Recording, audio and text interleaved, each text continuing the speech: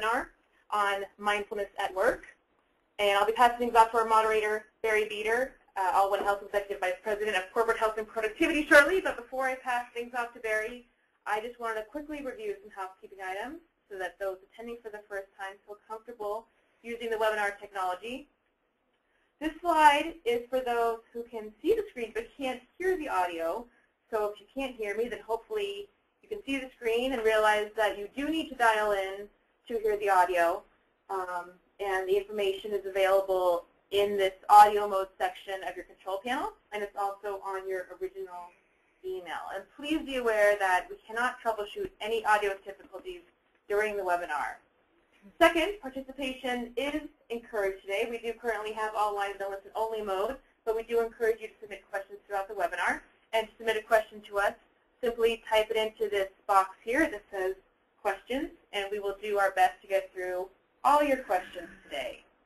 Finally, if you know a colleague that wanted to attend today's webinar but couldn't, we are recording this webinar, and it will be posted to the All One Health Resources website in the next few days. If you'd like a copy of the slide deck or you have any follow-up questions after the webinar, please send an email to clientsolutions@allonehealth.com, and this email address will also be put up at the end of the presentation.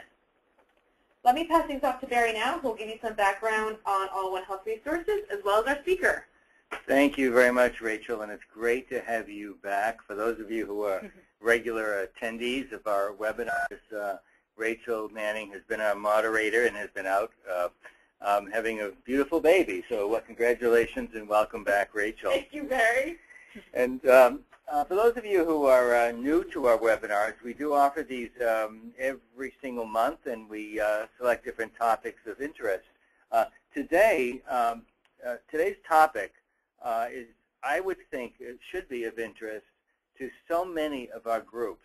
And the slide that you're looking at really describes the multiple areas in which All One Health offers programs and services.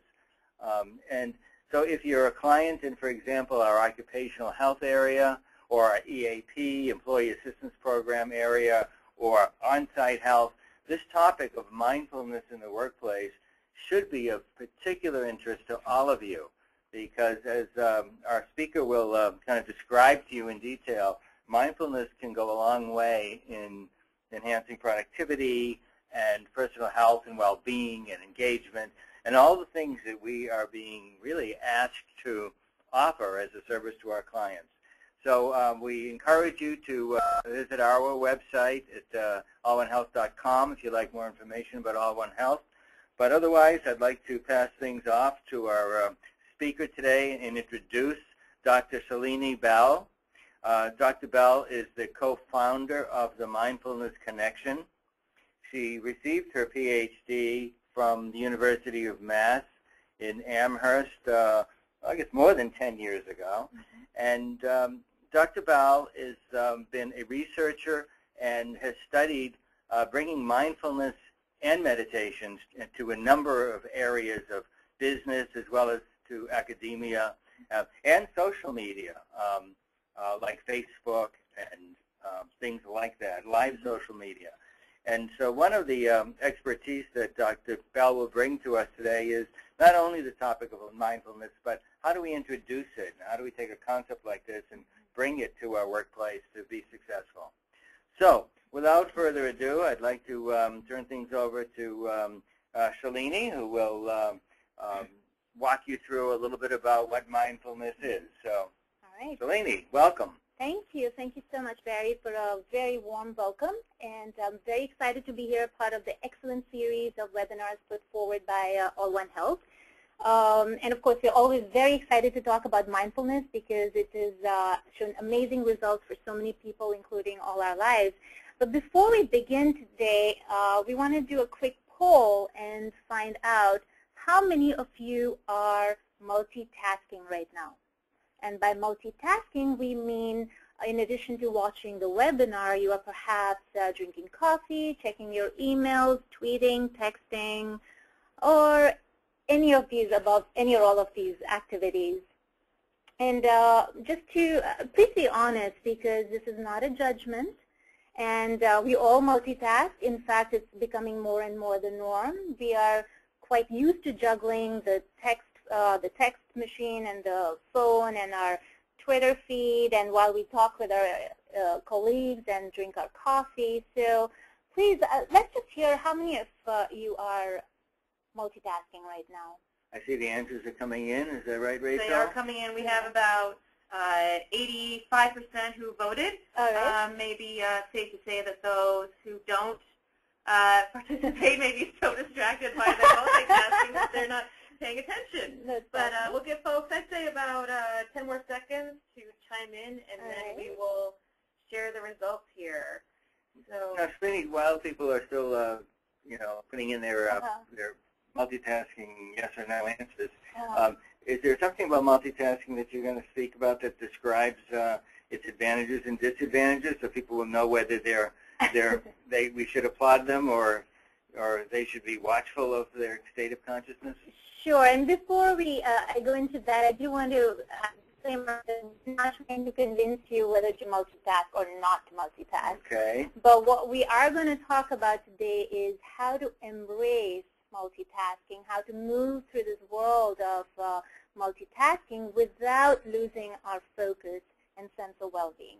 That being said, well, we are all multitasking because our workloads have increased, and there is more uncertainty about our jobs. So people feel like they need to be constantly connected and scanning the environment, and ambitions are rising, and especially with the onslaught of the digital world, we have Facebook open and tweeting and texting, all of that. It's becoming more and more the norm for people to want to stay connected. On the downside, some research, especially at Yale, did show that the productivity goes down by 40% when you're multitasking. And your IQ drops by 10 points during that time. And of course, not to mention, it's putting everyone in the state of lack of attention at one task. People are losing that ability to stay focused on just one task at hand. And there's a phenomenon called conscious, what is it called? Conscious something, Conscious something. Okay, it's called continuous partial attention. Okay. So it's continuous partial attention. So it's our lack of ability to stay focused, fully paying attention to one thing at a time. And this is causing more and more stress, as we will see down the road. Okay. So before we let you know the results of our poll, I just want to let folks know, the folks who need our time management course, who may have come in late, we're talking with Dr. Shalini Bal about mindfulness in the workplace. Okay, so you ready? Yeah. Okay. So we have about 94% people are jumping in, so the number keeps switching. But whoops, I did not mean to do that. We went to hit share, so here we go. So 76% reported that they are currently multitasking, and 24% said they were not. Excellent. We have a very mindful crowd here, because from past research or webinar surveys done, 90% of the people are multitasking. So we have a very attentive crowd here. I'm very excited. Well, we already went through this next slide about the pros and cons of why there is a rise in our need to multitask, and at the same time it does affect our productivity. That being said, like we said, we are going to focus today on how can we move through this world without losing our attention and sense of well-being. So while we're doing that, I want to invite people to ask questions as you go along. Yes. And to please submit your questions in writing in your question box. And Rachel and I will screen them and get them to Dr. Bal as they come in, so we can dialogue a little bit. Absolutely. We really welcome, because this webinar is for you, and if you have any questions or that are not addressed in the webinar, if there's something you don't understand, please do ask your questions, and we'll definitely try to answer all of them. So, and before we actually jump in, really, we thought of this experiment. We want you to experience, have a glimpse of what mindfulness means through this webinar. So for all of you multitasking and not multitasking, here is a simple tool, mindfulness tool, that we're going to learn and also use during the webinar. And then at the end, perhaps share our, if you have a chance, share our experience of what was the experience like in using this popular technique called the STOP technique. And what the STOP technique really is doing is it's going to help us bring attention to our present task. Our nature of the mind is to go here and there, and we're going to try and use the STOP technique to come back to the present. And as we move through the webinar, we'll take certain pauses and use this exercise. Is everyone up for this experiment? Can't wait. Sure. All right. So let's start with the first, and if possible, this is only if this is possible for you, you need to take care of yourself, and if you feel that this is not possible for you at this time, there's no judgment again. But in all earnestness, we do invite you to fully commit to being here at the webinar and trying this experiment with us. So let's start with the first step, the stop sign. So we stop everything that we're doing, and next, take a deep breath. So taking a deep breath in and letting go. So just taking this moment to nourish ourselves with the breath and connecting with the direct sensations of the breath in your body, whether it's the rising and falling of your abdomen or as you feel it in your nostrils, just connecting with the breath. The next step is opening and softening your body. So noticing if there's any tension in your body, noticing your posture. I use sitting in a dignified position. I use slouching, just becoming aware of your body and then starting to observe what's going on in your mind. What are the thoughts? Again, without any judgment. Just for this brief moment, we're going to suspend our judgments and just be present, just noticing the thoughts that may be showing up. Any thoughts? Thoughts about what you want to do in the next few minutes. Maybe thoughts, when is she going to tell us what's going to happen? When is the agenda going to be shared? Any kind of thoughts, just noticing, and then noticing the feelings. What are you feeling right now? Is there any impatience or irritation? Just beginning to notice your natural tendency and impulse to reach out and move to the next activity. Just becoming aware and then coming back to the present and being fully present right now. After this, we proceed to the next slide. So those of you who are wondering what the agenda for today is, we're going to talk about who is using mindfulness and why. Why are they investing their time and money into this? What exactly is mindfulness and what it is not. We're going to talk about the science behind it, and that's exactly what brought me to this program. Is there is tremendous amount of research now into the benefits of mindfulness, so we'll take a brief look at that. And then we'll just end with the mindfulness programs that we offer and what it can do for you. Again, please make sure you ask your questions at any point of time, starting with who is using mindfulness. So we have leading businesses today, whether they're pharmaceutical companies or insurance companies and technology companies, all kinds of companies investing just because there is so much of stress in organizations. And there are figures that suggest up to $200 to $300 billion are being spent by companies every year on dealing with problems related to stress amongst the employees.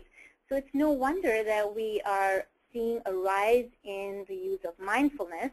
And we have companies like Google, for instance, who actually introduced a program to enhance social skills. Now, companies like Google thrive on stress, and even if they're stressed, they don't want to tell anyone they're stressed. So the reason they got mindfulness into their organization was to enhance the social skills.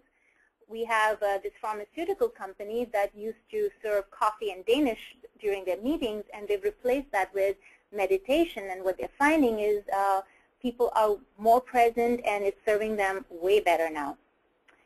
Many people know that Steve Jobs at Apple was a big meditator, and he introduced the practice in his own organization, offering this program, allowing people to meditate for 30 minutes in his office, and they have on-site programs. So there are all kinds of companies doing that. But not only businesses, it's even sports teams are using it. And my son actually mentioned to me the other day that the very famous ex-Lakers basketball coach, Phil Jackson, one of the reasons for his success with his teams was the mindfulness program he brought in for the players. Scientists are using it and they're studying it. In fact, we work with the Harvard Medical School and with the programs that the research that they're doing, we do the mindfulness programs for them. And I have a paper coming up also shortly in the Journal of Public Policy and Marketing about the effects of mindfulness on college students. Well, we have healthcare practitioners, we have teachers. In fact, we're creating programs for kindergartners. Can you imagine that? The kindergartners are going to grow up with these skills of being present, focused. I mean, speaking of that, I have a question for Sure. you, Dr. Bell. Does age change one's ability to practice and benefit from mindfulness? For example, you know, if kindergartners start, do they do it better, and do they take to it better than, let's say, people who age? Because we're talking about an aging workforce. And I don't know if you're intending to talk about that, but some people feel like you can't teach an old dog new tricks. Right. So I'm curious if you have any data about, you know, somebody in their 70s, for example, and how they do with this technique, and do they get the same benefit? Well, I cannot speak to whether they do better or worse, but we do have 20 years of research that has been collected on this program, and that you can find at the UMass Medical School Center's website, or you can, even email us, and we can provide you specific research. But there is immense research now that this has benefited people of all ages, and it has helped with the aging process, actually. So there are, because it changes the structure of the brain, and it's also genetically, they're finding that it's helping with reversing the aging process. So and it can be taught. Well, it's an individual initiative, but it's a very simple technique that can be taught, which is the beauty of this program. You heard it here at All One Health Resources. It reverses the aging process, There you right? go. Okay. If you practice it. Well, Okay. It's not a magical pill. Everyone has to work on it, but it does work, and it's very, very easy to use. Okay. And last but not least, we have our military, the people who are deployed, and they are going through these programs for building mental resilience, and also for veterans, helping them cope. So the question arises then, why are all these people investing their time and money in this? And the answer is very simple. There is lots of research now in the fields of psychology and physiology, neuroscience, that is showing the amazing benefits. And we're going to very quickly run through some of the benefits here today. So let's look at some of the psychological benefits. And there are many, many benefits that have been, these are all peer-reviewed journal articles where we got this information from. And the one that I'm going to talk about today is stress, just because we all kind of feel stressed and share that in common. And in fact, if there's anyone out here who's not stressed, please stand up. So yeah, that is something we all are going through in common. And maybe we could invite people to answer the question, what causes them? What causes you stress? So what are the factors in your environment that are causing you stress? Okay. Barry, what about you? Factors in the environment are causing me stress. What causes you stress? Everything and nothing, right? I can be stressed because I'm bored sometimes, or I can be stressed because I have things to do. Sometimes I think stress will come on for no apparent reason. It's just part of life. That is true, and that is true. It is part of life to go through our life cycles, and there are ups and downs, and it helps to understand the causes of stress, because then we can do something about it. A big factor for stress is our unawareness of what is going on that is causing the stress. So let's hear if there are any answers out there, and generally it could be, deadlines is a big one, big factor, and maybe bossy people or incompetent people, all kinds of, do we have any answers from the audience? Someone, not people are chiming in as we speak. One person said too much to do with not enough time, which I'm sure is going to resonate with a lot of people. Right. And also problem traffic. Right. I'd add trying to find that work-life balance. You have as a toddler and a newborn, and an infant, and and how work, how do you balance it all? Right. So we have many reasons for stress, and if you really note what is underlying all of these reasons is the tendency of the mind to go into the future. Oh my God, I have those deadlines, I have that to do, and so forth, or this traffic is getting me, but I have to reach there at a certain time, or it's regret from the past, like bad decisions you've made. And it's this tendency of the mind to go in the past and the future that is the cause of stress. Because if you really think, like right now, right here, is there any stress? And that is something we don't realize, is that one of the biggest factors of stress is our inability to stay present. And we're going to share some research down the road that how our inability to stay present and be at one with what we are doing or the person that we're with, and that is a big, big cause of stress. And mindfulness can help us develop that ability to start being present, because there is no stress in the present moment.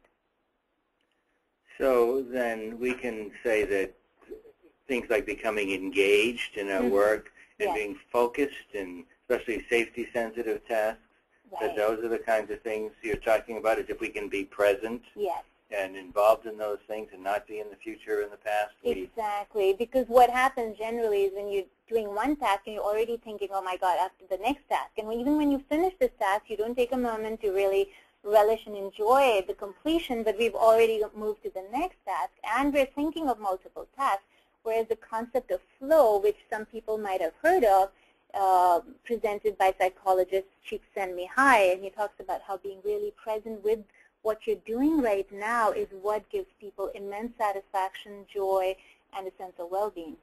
Well, you got my attention. Now, teach us how to do that, and we'll be on good All right, sign us up. we're here. That's what we're here for, because we still believe in this program. And moving on to some other benefits of, like we just briefly mentioned, some other psychological benefits, attention and focus being a big one. And what is really interesting is that we already talked about the lack of attention that we have. On the other extreme, people can become very myopic and narrow in their focus.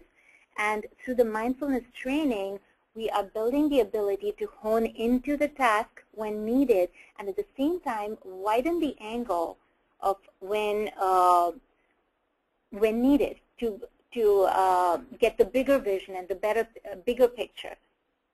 So it's the cognitive flexibility to focus and to broaden the lens. We had a question that came in from one of our participants. Interesting question. And the question to you, Dr. Bala, is, when you use the word mind, do you mean brain?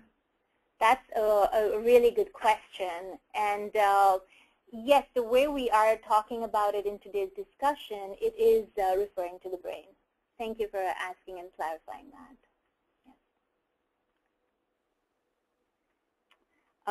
And the interpersonal benefits, the biggest one we can talk about is the communication skills. And a big part of communication skills is the ability to really listen, active listening. For instance, even right now, is everyone really listening? And you could be in a meeting or with a client, and a tendency now is to start preparing what our answers are going to be, so we're not really listening.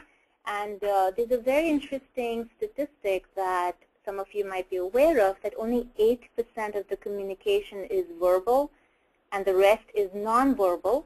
So through the mindfulness training, we're beginning to become sensitive to the nonverbal cues, like the tone of the voice, what is the person's body language suggesting, and so we become more sensitive, and that allows for more equitable and better communication in different situations. With physical benefits, I mean, especially in corporate settings, for those of you who sit long hours in front of the computer screens and lack of physical activity, many of us are beginning to show the aging process and develop pains, and which turns into chronic pain. And the mindfulness programs have documented that they do reduce the physical pain and suffering from fibromyalgia. But the biggest part that I want to emphasize today about these programs is not necessarily the reduction of the pain itself, but what this program does is it changes how you relate with the pain. And in fact, there's a very sweet story that Dr. John Kabat-Zinn in his book, Full Catastrophe, narrates that I wanted to share with all of you. And this is about a man in his early 70s, talk about older people joining this program. And he came to the clinic with severe pain in his feet. He came to the first class in a wheelchair, and he was in such pain that he said he wanted to cut off his feet. He didn't see what this program could do for him, but the pain was so bad that he was willing to do anything. And everybody felt really sorry for him. So he came to the second class on crutches rather than the wheelchair. And after that, he used a cane. So the transition from the wheelchair to crutches to the cane spoke volumes to the people who watched him week after week. And he said at the end that the pain had not changed much, but that his attitude towards his pain had changed a lot. And that's the crux of the mindfulness program, is by bringing our awareness and attention to what is going on, and through that training of being present with compassion to ourselves and to those around us, we are learning how to navigate through this world with much more equanimity. And that's the biggest signature of this program in mindfulness. I guess that could be true with psychological pain as well. Oh, right? absolutely. Absolutely. It works with all kinds of pain, psychological. Thank you. And we've seen some of the benefits in psychological benefits and physical benefits. And one question that I still get asked a lot is, what is the ROI? In fact, I remember Barry asking me that question too when I was here.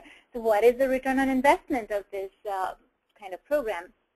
And really, there is some research that's beginning to emerge now in the field of conscious capitalism that shows that companies that are investing in their people, that are trying to maximize all stakeholder value and not just shareholder value, are actually doing better than the other companies. And this graph has been taken from the book Firms of Endearment by Dr. Sisodia and al. And what they found in a longitudinal study was that, as you can see, the FOE refers to the firms of endearment. These are the companies that were investing in all stakeholders. They outperformed the S&P 500 companies in yellow by a ratio of 8:1, and even did better than the good to great companies, as we can see in this graph here. So yes, it definitely is worth investing in this, because in the long run, you will be trusted more, you will find more customer loyalty, and it's beginning to show up in new research. All right, people, time to take another mindful break. So let us stop and be fully present to this moment right here, right now. Taking a deep breath in. Opening and softening the body. Just noticing if there's any stress or rigidity in your body. Just taking care of yourself in this moment. If you need to stand up and stretch or roll your shoulders. Again, noticing the thoughts. And just with kindness, just for this moment, just suspending all judgments towards yourself, towards your work, and just being here. And then proceeding. Let's take a look at mindfulness now. What is mindfulness? So many people think that because they're so busy and so active that this is something that they're not going to be interested in. Whereas actually, mindfulness is really about being in the city, being in the midst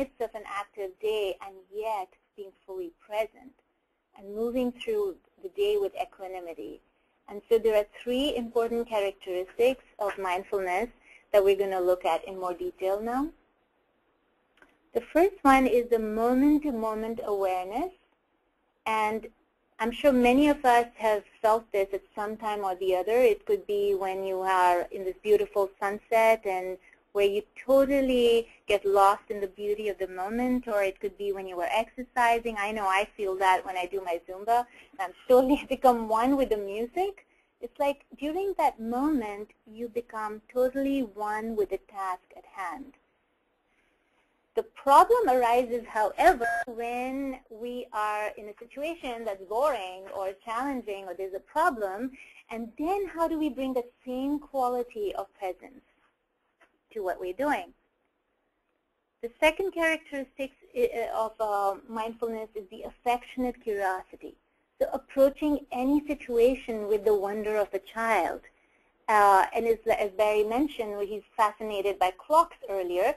So what is that sense of wonder that you bring and that fascination that you bring when you are looking at a new gadget or a new clock?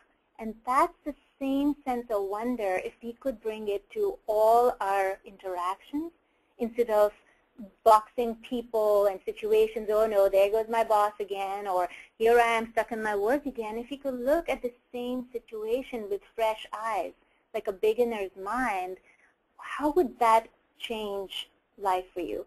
It's definitely going to open up way more possibilities of what could happen here. The last characteristic for mindfulness we'll touch on today is non-judgment, and this is very, very important because consciously or unconsciously, every moment we are judging and labeling things and experiences as good, bad, neutral, and what that does is it locks us into mechanical reactions. So even without you knowing, you have judged something subconsciously and you have started to enact that and take the actions which are unconscious.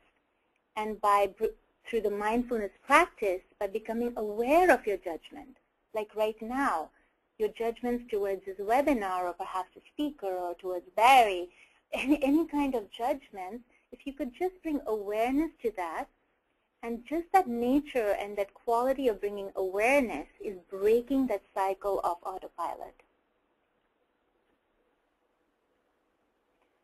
Just to quickly touch upon what mindfulness is not, it's not a drug, and we are in a society where we look for a quick pill for everything, for beauty and love. Well, mindfulness is not a drug or a treatment. You're relying on yourself for that, and it has no side effects. Some people associate it with a religion, and we just want to clarify it's a secular program just using your breath, body, and sensations to create more awareness about your inner and outer environment. It is not about relaxation. So relaxation may be an outcome, but it's a secondary outcome. The first and foremost is creating awareness with non-judgment. And it's not about positive thinking. It's about actually seeing every moment, every situation as it is, and moving through that. So just to put a closure to what we discussed, mindfulness is about moment-to-moment awareness with affectionate curiosity and non-judgment. And you may ask, awareness of what? And so we want to mention it's awareness of your body, of your thoughts and emotions. Many of us are living through this world through our mind, and mindfulness practice is about bringing attention also to what are the feelings and acknowledging what's going on inside our feelings and our thoughts, and also taking care of our body. So there's a question that came in, and the question is, how is mindfulness really different from meditation, yoga, or some of those other practices? Is it different? Thank you so much for asking that question. It's a really good question because many people use this interchangeably, mindfulness and meditation, and the difference really is that mindfulness is a way of being. Thank you for asking again, because mindfulness is a practice which includes formal practices like meditation and mindful movement, including yoga.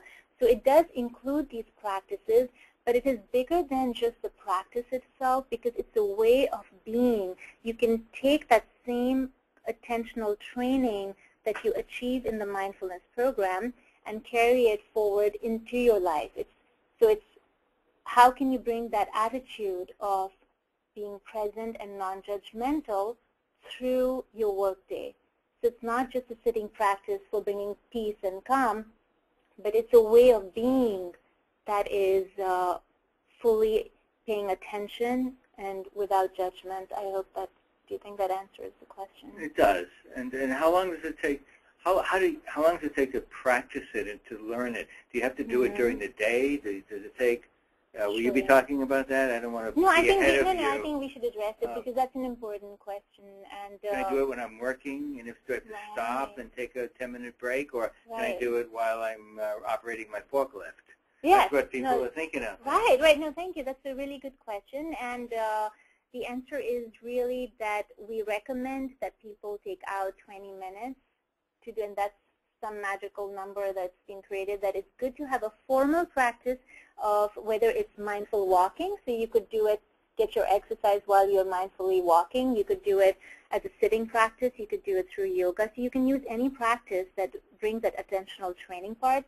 And at the same time, the informal practice is when you use it at work, when you are in communication, just reminding yourself to be present here. And that's the informal practice when you're eating, like really relishing the food. So it can really expand in an informal way into all other activities during the day, as well as having we pay a lot of attention to the formal practice because that's where the structural changes in the brain start taking place, so that this starts becoming from a temporary state to who you are as a mindfulness trait. You take a second to describe that. That sounds a little scary. Structural changes in my brain taking place. That may sound. Could you describe what you're talking about? We are going to go. Is it in here? Yeah, we're going to talk about it. I'm going to hold on to that question because we're going to look at some figures to go with answering that question. Okay. All right, we'll look at that definitely. And actually, we are jumping right into that. So we are going into the science of being present now, and this is a scene that many of you may be familiar with, where you're perhaps walking your dog in this glorious day in the park, and only your dog is enjoying the scenery because you are busy thinking about work and your children. So if you are thinking this sounds familiar, you're not alone. A Harvard study showed that 47% of our waking time, our mind has wandered away from the task at hand, and you can imagine the loss of productivity there. So, but not only is it loss of productivity, the same study found that a wandering mind is an unhappy mind. So let's now take a look at why does that happen? Why is our mind wandering away? And to answer that question, we're going to look at the two modes of the mind. We have the default mode network and the sensory perceptual mode. Now, out of the two modes, only one can work at a time. So the default mode is needed for memory, future planning, strategizing. It's the thinking mind and the learned behaviors. The sensory perceptual mode uses all the five senses to be present and experience the present moment fully using the five senses. Now, both of these are needed. However, what happens is that the default mode network, the thinking mind, takes over, hijacks the sensory perceptual mode, and that can cause some problems. So let's just briefly look at the problem that does. When the default mode, your thinking brain, the strategizing brain takes over, not allowing you to enjoy the present experience, you may be familiar with something like this. When you're at work, you're thinking you're tired and you're thinking of sleeping, and when you're at home trying to sleep, you're thinking of work. And this is what happens when the default mode network is overactive, when your mind is constantly working 24/7, thinking about the past or the future. It overactivates the limbic system in the brain, and that is what causes anxiety and stress. It leads to attentional lapse, and you kind of have this feeling that you just can't turn your mind off. So is it possible to change the brain? And now we're going to answer your question, Barry, and what's happening in the brain.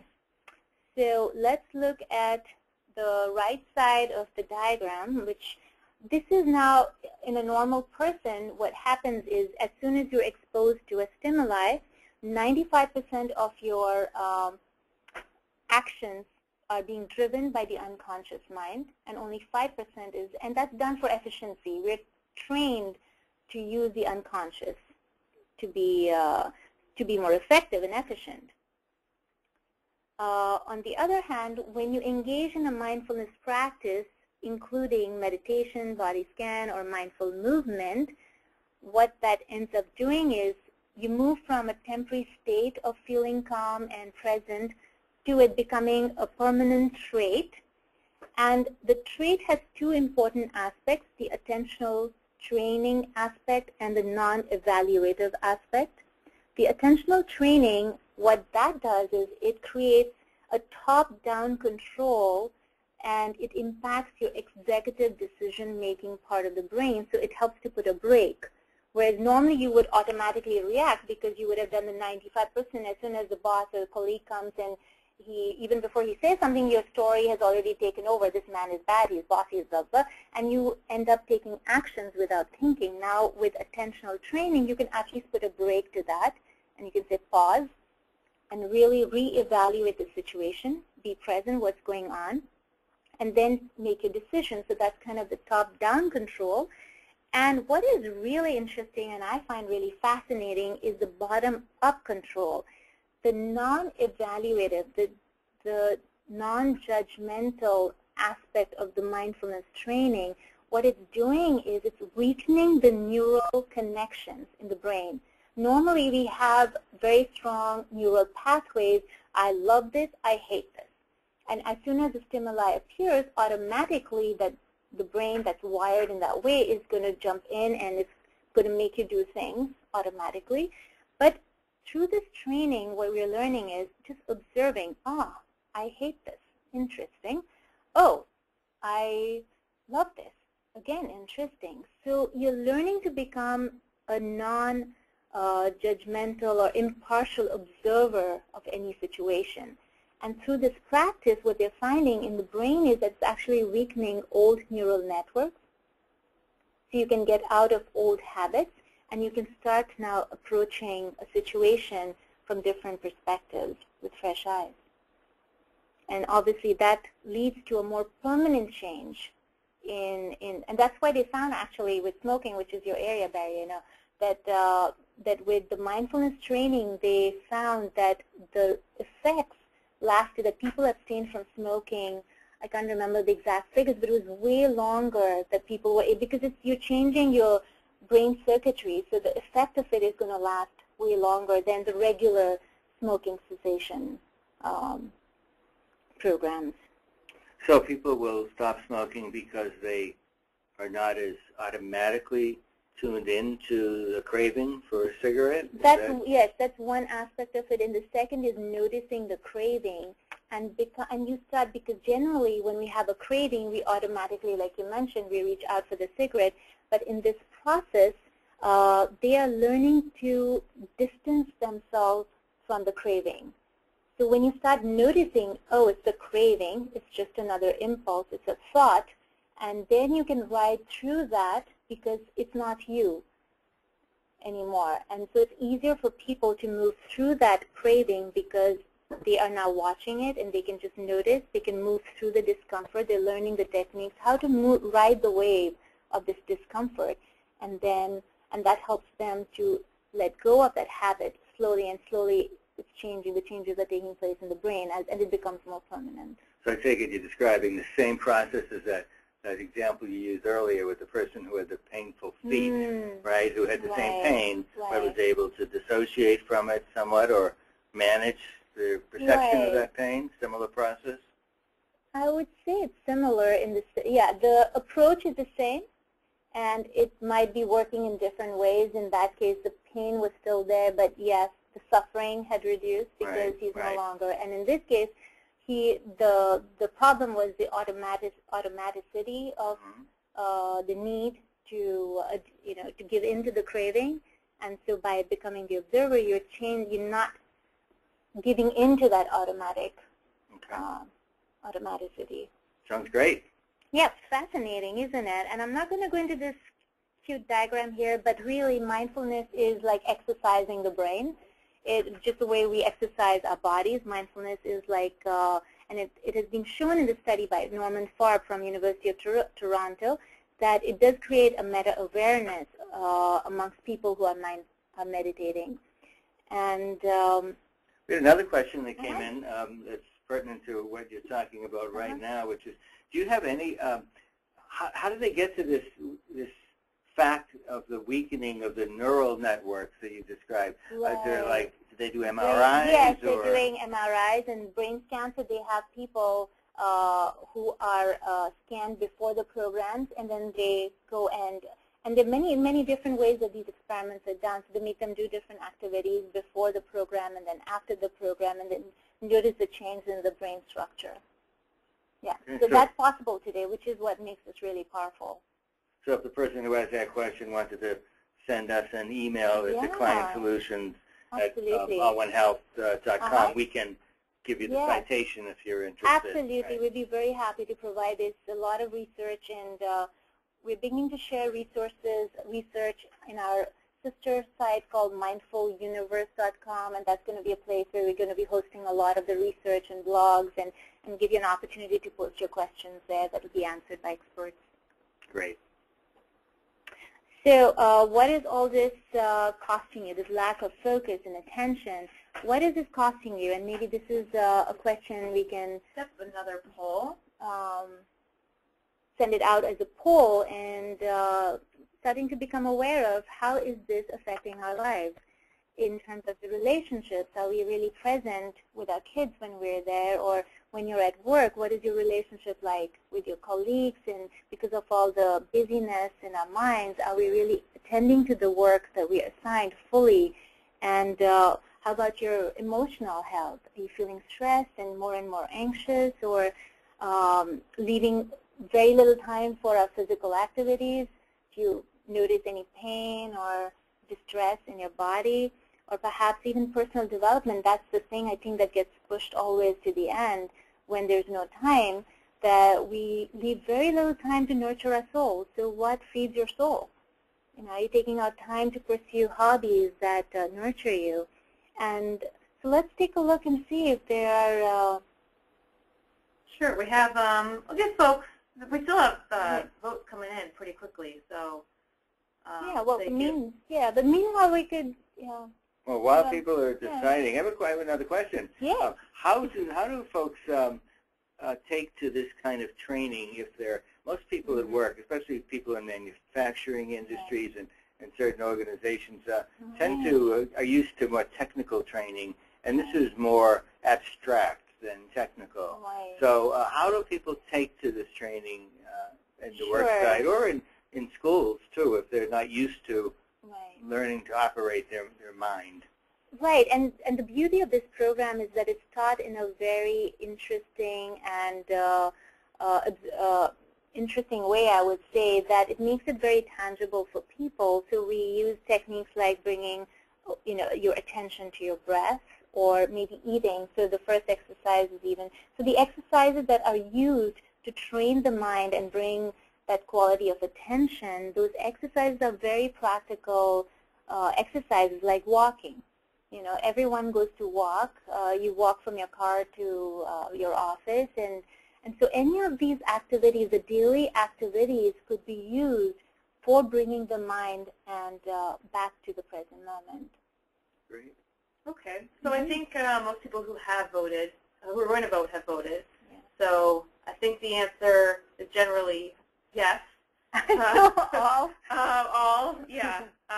72% said it's affecting their work, 59% said it's affecting their relationships, 78% said it's affecting their emotional health, 67% said it's affecting their physical health, and 74% said it's affecting their personal development.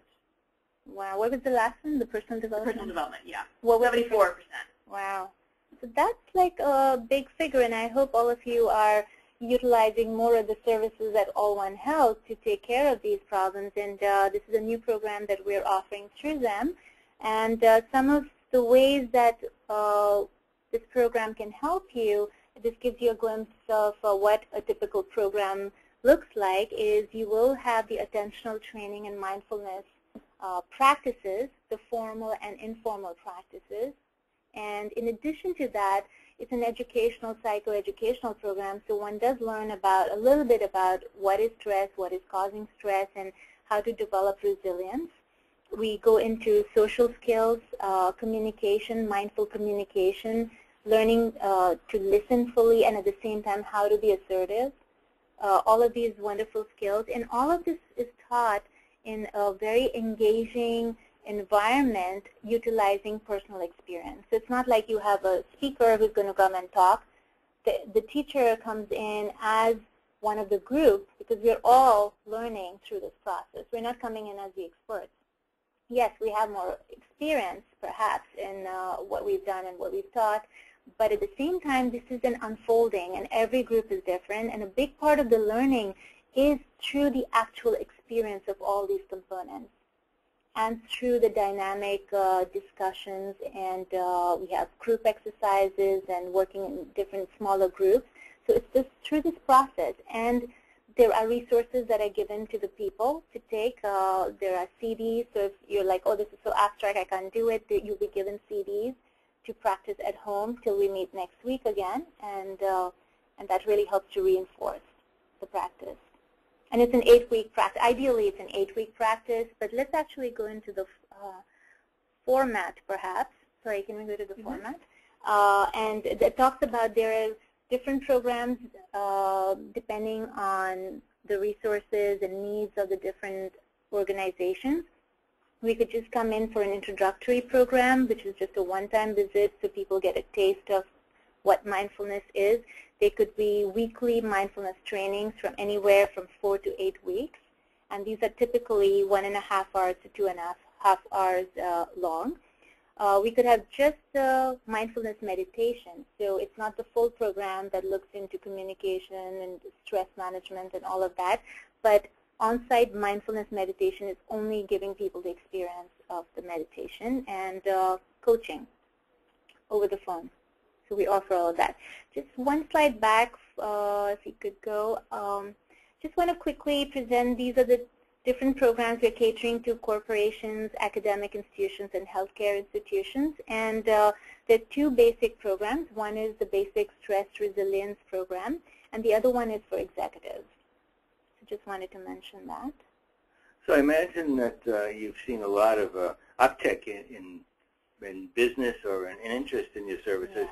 given that wherever you look these days, you're reading about mindfulness Yes. and the benefits of mindfulness and yoga and all kinds of mind-body meditative experiences. Right. And the workplaces, I think, are just starting to Yes. show an interest, because workplaces are looking for help with employee engagement and Yes. absences and healthcare costs. Right. And then this seems to be one solution for that. Absolutely. And just because I think there's so much of scientific evidence now, for the longest time, people have been talking about this, but there was no real proof. And now, because we have the ability to scan people's brains and do very sophisticated experiments, we have a lot of supporting evidence. And in terms of schools, Uh-huh. I know that our, we have a student assistance program here at All One Health, Uh-huh. and retention is huge right now Right. for academic institutions, and especially, higher ed institutions. What about retention? Has there been any work done in terms for college-age students and them using this and being more satisfied or staying in school, or Yes, performance improvements? It's definitely shown that they have a higher score for quality of life, their experience on campuses. And, well, the study that we did was with college students, actually, and it was measuring more the mindfulness students and the non-mindful students populations. And it was with respect to eating behaviors, and we found that the students practicing mindfulness had better eating habits and than non-mindfulness. So there is a lot of, and again, if you're interested in any specific area, I'd be very happy to send you research to that topic. Yeah. What about the learning of this technique individually versus with your significant other or spouse or family members or children. Oh, Do you have yeah. experience in whether it's recommended that you do the family Absolutely. plan versus the individual? It is definitely it's definitely recommended to do this program with a partner. If you have a spouse or a loved one that you want to do it with, because then it really helps to support. One of the things that helps support this program and helps you to continue with the practices when you do it in a group and when you do it with a partner. It could be a child, it could be, and if the whole family does, the results are amazing in terms of the communication that opens up amongst the family members. Great. Yeah. This is very exciting. Thank you. I guess there's only a few more minutes for people to submit questions. Right. And if there are more questions, but please continue. well, I mean, I just wanted to mention that we offer assessments. So for executive programs, they're individual charts, and I don't want to spend too much time on this because I'd rather see if there are any questions, and also inviting people to perhaps share their experience with the experiment. What was that brief the brief stop technique that we used? How did that change your experience of the webinar perhaps, or what you're doing? So just inviting people to share their experience. Yeah. Maybe. I felt more relaxed when you did that. Okay. And more focused, but then a little frustrated. I tend to be a type A, and I was ready to say, okay, let's do the next thing. Wonderful. That's excellent. So if there's anyone out there who had a similar experience with as Barry, that there was a little frustration, why can't we move to the next slide, or what's going on? Well, that is fantastic, because you're beginning to notice what's going on in your mind. So as soon as you start becoming aware of your emotions, the frustrations, and the thoughts, you have the ability, you put a break now to the automatic behavior, and you can now make a choice. Take a breath and make a choice. Well, do I still want to be here, or is the email that's coming in more important? And you can make a conscious choice. And that's what this program is about. It's not about telling you this is right, this is wrong, this is what you should do. It's more about tuning in, putting the pause, putting the brakes, and then taking a step back to observe the situation with impartial observation, and then deciding very consciously, what is my next step? Do we have anyone else who's having an experience? Yeah, one person said, taking the breath made him relax and realize that he was feeling tense. Wonderful. Well, thank you for sharing that. Another person commented that it reminded him of the old saying, stop and smell the flowers and live in the moment. I had a question. Some of the comments you were just saying, thinking of being mindful. Do you recommend, when you're being mindful in the workplace, say, shutting down, like if you're working on something, people get inundated with emails all day. It can be very hard to focus. As part of this mindfulness, say perhaps shutting your email down when you're trying to concentrate on something? Absolutely. That's a huge recommendation by all researchers working on multitasking, is that if you're working on a project or on some activity, it is best to turn off your emails, and so you don't have that natural tendency to go and check. And as soon as you hear the ping sound, your mind is already there checking. So, and to get into the flow, because we lose productivity. Every time you're going and checking your email and coming back, you're losing productivity. So it's best to create an environment for yourself that helps you to be fully there. Okay. Yeah. We'll give people a few more minutes to chime in with questions or comments. In the meantime, we've already had a couple of people ask, can I get copies of the slides? And the answer is yes, absolutely. All you need to do is send an email to clientsolutions@allonehealth.com. We'll be happy to send those to you. And again, if you have any other follow-up questions, about the mindfulness program, just use that email address and we'll be happy to get you answers. And again, the webinar is being recorded and it will be posted to our website in the next few days. And for those who attend our webinars, our next webinar is scheduled for Thursday, June 21st at 2 o'clock Eastern Time. And the topic is transgenders in the workplace. There's increasing regulation at the state level to make this a protected group and to make sure that they have rights and accommodations. So we're going to be talking about that topic. So, well, I could not think of one transition between the transgender in the workplace and mindfulness topic, so which is a good thing. So I want to thank you, Dr. Val, for the very enlightening discussion today on mindfulness. Thank you so much for inviting me here and allowing us to share this important work of mindfulness. And like I said, if you have any questions, please email us or check out our social network site, mindfuluniverse.com, where you will find resources and you can post your questions there as well. Okay, so it's time to turn off the mindfulness and get back to work. Is that All right? right, remember to take that one pause, the last takeaway, even if it's one breath that you take in the whole day. I'll go with that. All right. Thank you. Have a good afternoon, everyone.